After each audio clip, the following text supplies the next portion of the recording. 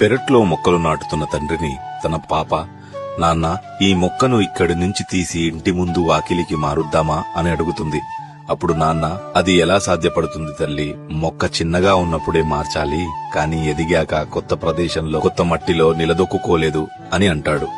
అప్పుడు ఆ పాప, నాన్న, ఈ మొక్కలాగే మన ఇంట్లో పెరిగిన ఇంకొక మొక్క అక్కని మీరు పెళ్లి చేసి వేరే ఇంట్లోకి పంపిస్తున్నారు కదా, మరి అక్కడ ఎలా నిలదొక్కుంటుంది అని అమాయకంగా అడుగుతుంది. దానికి నాన్న నవ్వి, అమ్మా, ఈ సృష్టిలో కేవలం స్త్రీకి మాత్రమే ఆ శక్తి ఉంది. తను పుట్టి పెరిగిన పరిసరాలు కాదని, కొత్త చోటికి వెళ్లి ఆ వాతావరణం, ఆ వ్యక్తులని, ఆ బంధాలని అలవర్చుకొని వారికి అనుగుణంగా పరివర్తనం చెందుతూ అన్ని రకాల పరిస్థితులను తట్టుకొని వృక్షంలా ఎదిగి ఒక కుటుంబాన్ని నిలబెడుతుంది. అలాగే కదమ్మా, నన్ను కన్న తల్లి, నిన్ను కన్న తల్లి కూడా ఎక్కడో పుట్టి వచ్చి ఈ ఇంటిని, ఇంత గొప్ప కుటుంబాన్ని మలిచారు.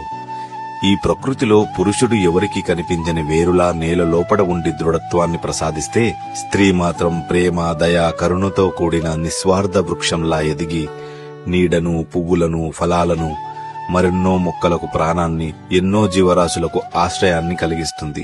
ఇలా జరగని నాడు సృష్టి అంతరిస్తుందమ్మా అని వివరిస్తాడు. మంచి కంటెంట్ అందించాలని నా శ్రమకి లైక్ చేసి, షేర్ చేసి అభినందిస్తారని ఆశిస్తున్నాను.